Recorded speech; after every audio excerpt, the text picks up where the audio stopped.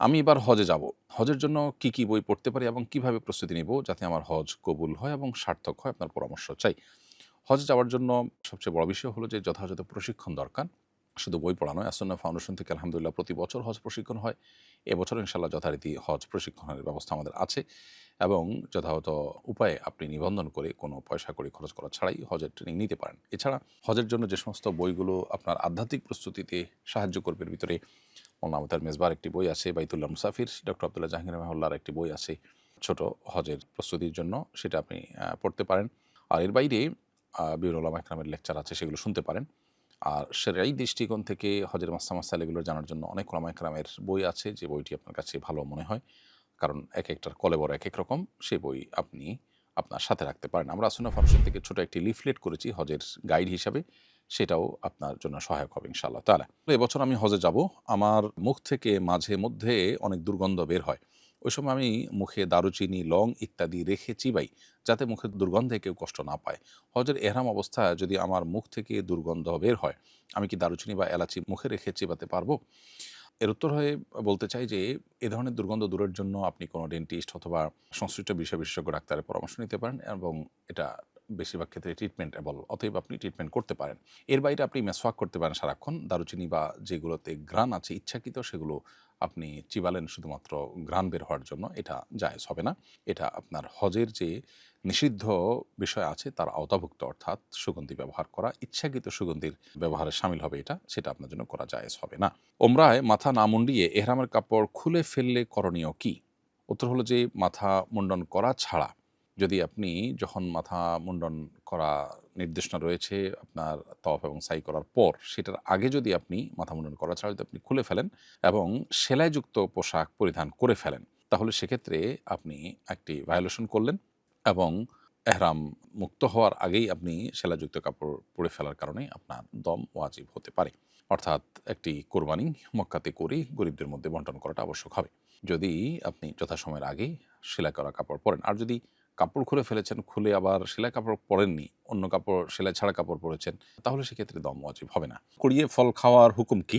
অনেক সময় রাস্তার পাশে সরকারি কিংবা ব্যক্তি মালিকানাধীন গাছের ফল পড়ে থাকে, সেগুলো কুড়িয়ে খেলে গুনাহ হবে কিনা?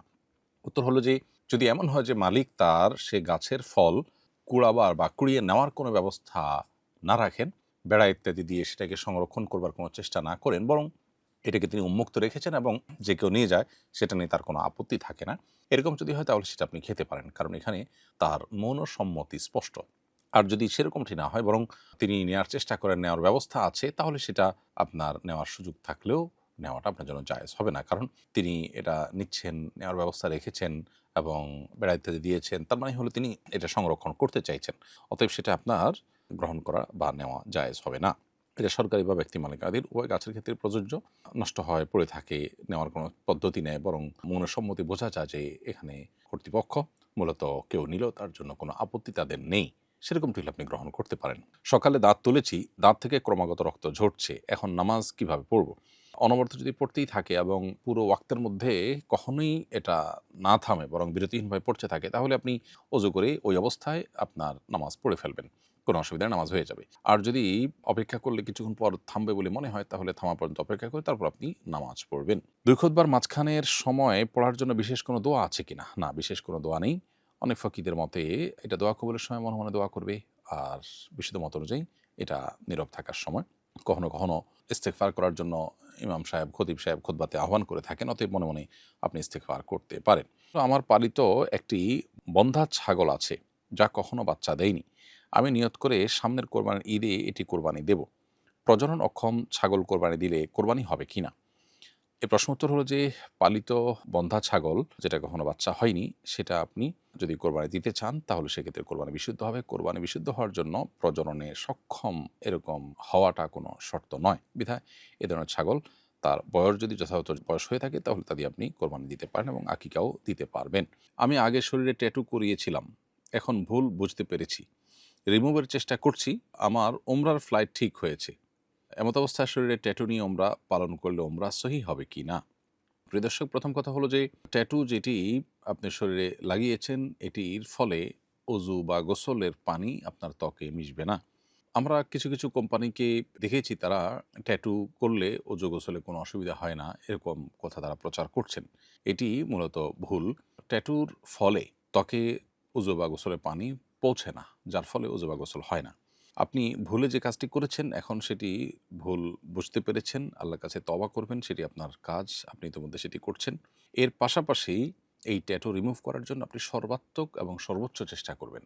সাধ্যের সবটুকুন দিয়ে চেষ্টা করে যদি আল্লাহ না করুন এটি তোলার কোনো উপায় না থাকে এবং তুলতে আপনি না পারেন, তাহলে নিরুপায় হয়ে গেলে আশা করা যায় যে আপনি ওই অবস্থায় উজু বা গোসল করলে আপনার উমরাও হবে এবং উজু বিশুদ্ধ হয়ে যাবে। যেহেতু আপনি নিরুপায় এবং আর কোনো বিকল্প পথ আপনার সামনে খোলা নেই। কিন্তু যতক্ষণ পর্যন্ত বিকল্প পথ খোলা আছে তাহলে সেক্ষেত্রে আপনাকে ট্যাটু রিমুভ করতে হবে। উমরা বিশুদ্ধ হওয়ার জন্য অবশ্য ট্যাটু মৌলিকভাবে প্রতিবন্ধক হওয়ার কথা ছিল না। কিন্তু যেহেতু উমরাতে তওয়াফ আছে, তওয়াফ শর্ত আর তওয়াফের মধ্যে ওযু দরকার এবং ওযুর সাথে এই ট্যাটুর একটা সম্পর্ক দাঁড়িয়ে গেছে, যেহেতু ট্যাটুর ফলে ওযু হওয়া না হওয়ার সম্পর্ক আছে। সেই জায়গা থেকে আপনার জন্য এই ট্যাটু রিমুভ করে তারপর উমরা যাওয়ার চেষ্টা করতে হবে। আর উমরার চেয়ে বড় কথা হলো ৫ ওয়াক্ত নামাজ আপনাকে পড়তে হচ্ছে। অতএব ট্যাটু রিমুভ করে আপনি ওযু গোসল করবেন এবং সর্বাত্মক চেষ্টা করবেন। আর একান্ত যদি কোনো উপায় খোলা না থাকে তাহলে যেটি বললাম, ইনশাআল্লাহ নিরুপায় হিসাবে আপনার ওযু বিশুদ্ধ হয়ে যাবে। আমাদের মহল্লার মসজিদে এতদিন জুমার নামাজ আদায় হয়ে আসছে। এখন এলাকাবাসী সবাই সম্মিলিতভাবে একটি কেন্দ্রীয় মসজিদে জুমা আদায় করতে চায়। এক্ষেত্রে এখন মহল্লার মসজিদে জুমা বন্ধ করে দিলে কোনো সমস্যা আছে কিনা? এলাকাবাসী উদ্যোগসরী দৃষ্টিকোণ থেকে কেমন জানতে চাই। খুবই সুন্দর একটি প্রশ্ন। মূলত ইসলামী শরিয়ার দৃষ্টিভঙ্গি হলো যে একটা এলাকার ছোট, ছোট পাঞ্জাগানা মসজিদগুলোর মুসল্লিরা একত্রিত হয়ে একটা বড় মসজিদে জুমা সালাত আদায় করবে। জামেয়া মানেই হলো সেই মসজিদ যে মসজিদ অনেক ছোট, ছোট পাঞ্জাগানা মসজিদের মুসল্লিদেরকে বা এলাকার সব মুসল্লিদেরকে একত্র করে, মানে বড় জামাত। অতএব সেই জিনিসটা হওয়া উচিত এবং সেটাই হলো শরিয়ার প্রত্যাশা। দুর্ভাগ্যজনক বিষয় হলো যে আমাদের দেশে প্রত্যেকটা মসজিদই জুমা মসজিদ এবং পুরো এলাকায় ছোট, ছোট পাঞ্জাগানা মসজিদগুলো থেকে একটা জামে মসজিদে একত্র হওয়ার যে পথ সেটা অনেকখানি রুদ্ধ বা সেটা সেভাবে আমাদের দেশে প্রতিষ্ঠিত না। এখন আপনারা যে উদ্যোগ নিতে চাচ্ছেন যে ছোট, ছোট যে মসজিদগুলোতে জুমা চালু আছে, আপনারা সেগুলোতে জুমা বন্ধ রেখে একটাতে জুমা সবাই মিলে আদায় করতে চাচ্ছেন, এটা প্রশংসনীয় কাজ। এটা মৌলিকভাবে কোনো দোষের বিষয় নয় এবং কোনো মসজিদে জুমা চালু হলে সেখানে আর কখনোই আপনার জুমা বন্ধ করা যাবে না, এমন কোনো কথা নেই। হ্যাঁ, নামাজই বন্ধ করে দিলে সেটা অবশ্যই নিন্দনীয়। কিন্তু মসজিদ চালু হয়েছে, মসজিদ সালাতের জন্য চালু হয়েছে, সালাত চালু আছে, জুমা চালু ছিল, জুমাটা জাস্ট হচ্ছে না। অন্য ওয়াক্তগুলো সবই ঠিকই হচ্ছে, জুমাটা বড় মসজিদে হচ্ছে, এটাতে কোনো অসুবিধা নেই। আসুন্নাহ ফাউন্ডেশন, উম্মার স্বার্থে সুন্নাহর সাথে।